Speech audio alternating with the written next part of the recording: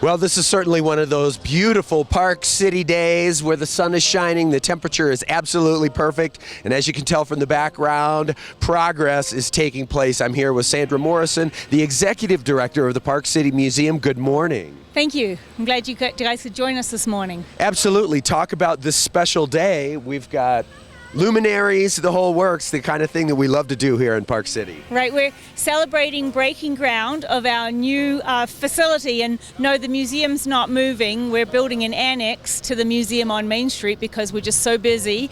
We've run out of space.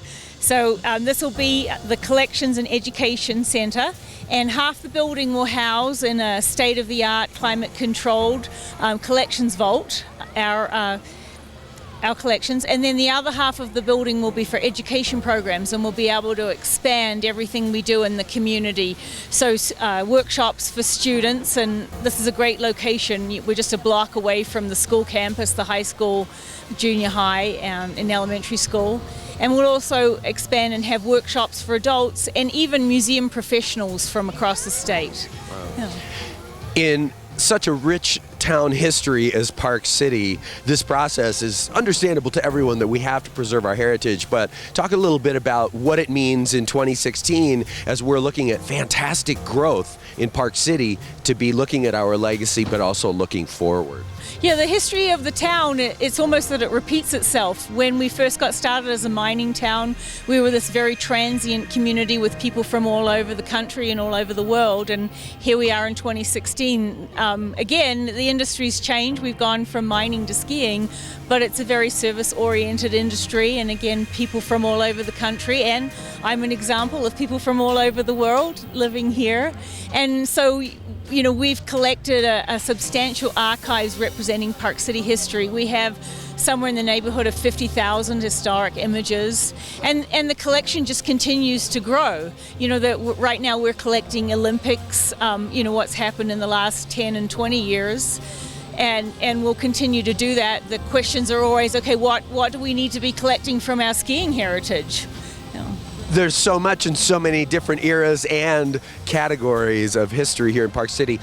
In addition to the groundbreaking today, talk about the importance of gathering these folks together and having this kind of an event as you move forward. Right, this is a huge celebration for us. It's not only great for the community, but it also recognizes everybody that's been part of the process up till this point. And so, you know, we're obviously very pleased that Mrs. Herbert's going to join us today. And she and the governor actually toured the museum back in January and loved it. And we have the Director of State History, Brad Westwood. He's been instrumental in helping us, you know, figure out what exactly we needed to build, what was going to help us preserve our collections. You know, and then the mayor is here, and of course the city and city council have been tremendously supportive of the Park City Museum. So we're glad that we can honor them and thank them for all their support as well. Just fantastic. Sandra, if you would, tell folks where they can find out more about Park City Museum, about these upcoming programs online. So our website is parkcityhistory.org. Yeah, and just go online. And of course the museum, 528 Main Street. We're open every day, 10 a.m. to 7, Monday through Saturday, and Sunday is noon to 6. So if you haven't visited the museum, come on by. It's absolutely fabulous. Sandra, thank you so much for your time. Really great to meet you, and congratulations on this historic day. Well, we're still celebrating. We are here with Park City Mayor Jack Thomas. How are you, brother? I'm great, but I don't have anything to celebrate with. I mean, I'm missing the essential component of that. It will be noon soon, Jack. Oh, good, good. Talk about the importance of this day, about this continuing future of creating more knowledge about history of this wonderful Park City. Well, there's a lot to learn from the community, as we've discussed. You know, amazingly, Park City was a smaller town.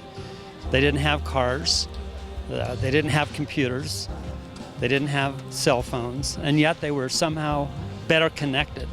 So we have a lot to learn from the people of that era, and also from the architecture of that era. You know, they did smaller, much smaller buildings than we do today. Sure.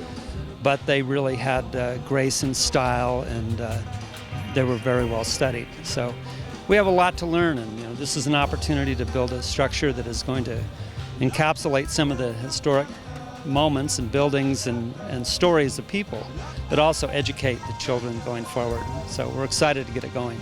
And of course, in our own way, making history here too by preserving the past for the future. Making history with history. I love that. Jack, nice to see you. Thanks for spending Thank a you moment. very much.